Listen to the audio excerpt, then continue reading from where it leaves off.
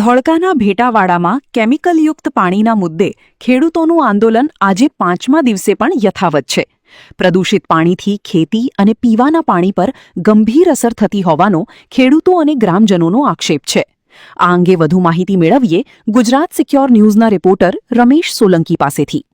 નમસ્કાર શૈલેષભાઈ, આજે આંદોલનનો 5મો દિવસ છે, તો તમે શું કહેશો? અમારો આજે 5મો દિવસનો આંદોલનનો છે. સારી રીતે અમારું આંદોલન ચાલી રહ્યું છે. પહેલા દિવસે અમારે ખાલી 10 થી 12 માળ લઈને અમે આંદોલન ચાલુ કર્યું હતું અને પહેલા દિવસે અમે પાપડી ખાઈને દિવસો કાઢ્યા હતા. પણ આ તમે જોઈ શકો છો, અમારી પાસે જનરેટર છે, ખાવાની વ્યવસ્થા થઈ રહી છે, તમામ પ્રકારની અમારે વ્યવસ્થા સ્વયંભૂ મળી રહી છે. લોકો દાન દક્ષિણા કરી રહ્યા છે અને અમારું સારી રીતે આંદોલન ચાલી રહ્યું છે.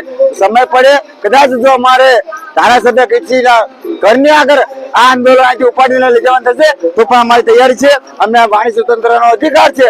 અત્યારે અમે ખાલી કીર્તિ ડાભીના અને દેવસિંહ ચૌહાણના સાજ્યા લેવડાવ્યા છે, પણ જરૂર પડે તો નરેન્દ્ર મોદી અને અમિત શાહના પણ સાજ્યા લેવડાવશું. એટલે અમે આ સરકારને કહેવા માંગીએ છીએ, તમે વહેલા જાગી જજો, નકર હજુ તમારે બહુ ભોગવવું પડશે. કારણ કે આ આજનો જેનજી યુવાન છે, આજે આ યુવાન જાગૃત થઈ ગયો છે. એટલે અમારી વધારે પરીક્ષા ના લો, કારણ કે વધારે પરીક્ષા લેવામાં તમને વધારે નુકસાન છે. શૈલેષભાઈ, આ આંદોલનનો આજે 5મો દિવસ થયો છે, ત્યારે કોઈ અધિકારી કે કોઈ તંત્રી આવ્યા ખરા? કોઈ આવ્યા નથી. અમે આવે તો એમનું મોસ્ટ વેલકમ કરવાના છે. એમને હાર્દિક આમંત્રણ છે કે અમારી વચ્ચે આવી અને અમારા પ્રશ્નો સાંભળો અને તમે અમારી વાત જ્યાં પહોંચાડવાની હોય ત્યાં પહોંચાડો. અમારી એક જ વાત છે કે આ પાણી સદંતર બંધ કરવામાં આવે.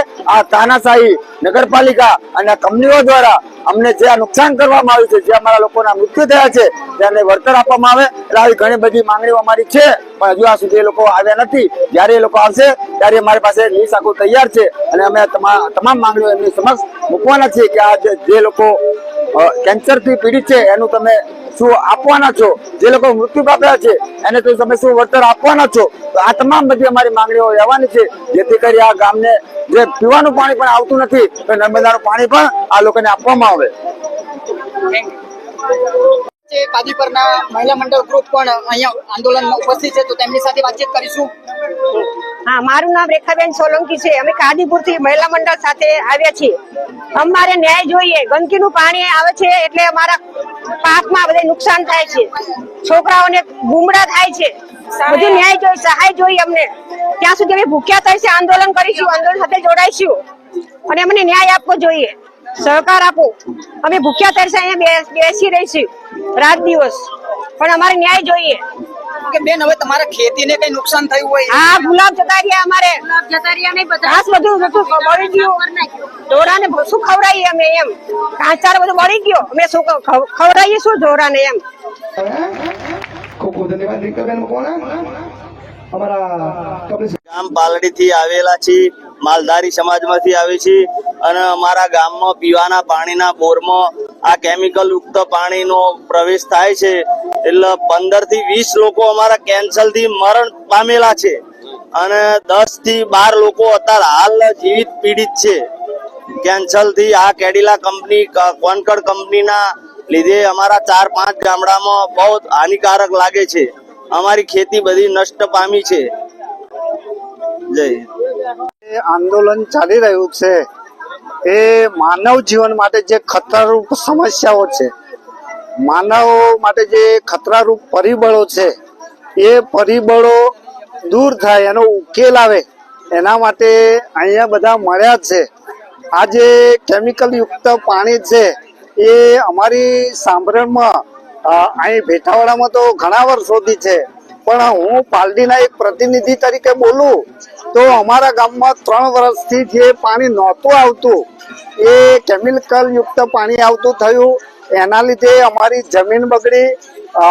એ જે વિસ્તાર છે મારો વેણ વિસ્તાર કહેવાય, વેણ વિસ્તારમાં જ મીઠું પાણી નીકળે છે અને એ જે ગામનો બોર છે, પીવાયુક્ત પાણી છે, વત્તા જે ખેતીને લાયક પાણી છે, કુવાઓ છે, એ બધા જ પાણીમાં કાળું પાણી નીકળે છે અને પાણીનો સ્વાદ છે એ સ્વાદ બદલાઈ ગયો છે.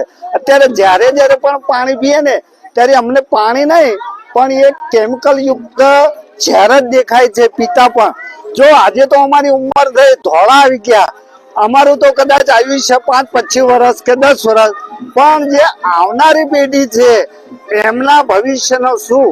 તો એટલા માટે આજે ભેટાવાળાએ આગળ પડીને લડત કરી છે. એમાં અમારે પારડી, નેસડા અને ત્રાસદ વગેરેનો પણ પૂર્ણ સહકાર છે.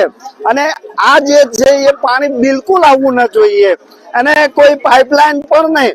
કદાચ એ પાઇપલાઇન થી જો એનો વિકલ્પ વિચારે તો પાઇપલાઇનમાં પણ સેવા જામે, માટી જામે, અવરોધ ઉભો થાય તો એ કોઈ નહીં.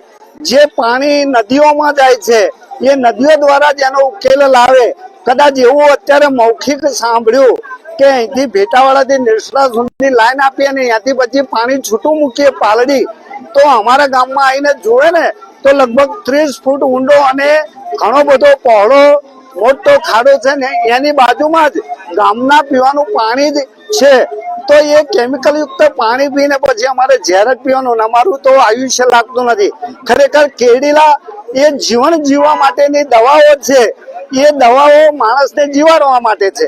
અને એ જ જો કેમિકલ યુક્ત કારખાનું અથવા ફેક્ટરી અમને ઝેરી પાણી આપશે તો અમારું જીવન શક્ય નથી. તો એક બાજુ જીવાડવા માટેના ઉપાય છે અને બીજી બાજુ અમને મારવા માટેના ઉપાય છે. તો આ સદંતર બંધ થવું જોઈએ. અને અમારા જે વિસ્તારના ધારાસભ્ય છે, અમારી કોઈ પણ સમસ્યા હોય તો ધારાસભ્ય મારફત એ રાજધાની દિલ્હીમાં જાય અથવા તો ગાંધીનગરમાં જાય તો અમારા કિરીટસિંહ સાહેબને પણ નમ્ર વિનંતી છે કે અમે અમારો પવિત્ર કિંમતી મત આપ્યો છે, અમે જ નહીં પણ આ બધા જ વિસ્તારના લોકોએ પવિત્ર મત આપ્યો છે. તો તમે અમારી નમ્ર વિનંતીને ધ્યાનમાં લઈને સત્વરે આ સમસ્યાનો ઉકેલ લાવો એવી અમારી પાલડી ગામ વતી નમ્ર વિનંતી છે, અરજ છે.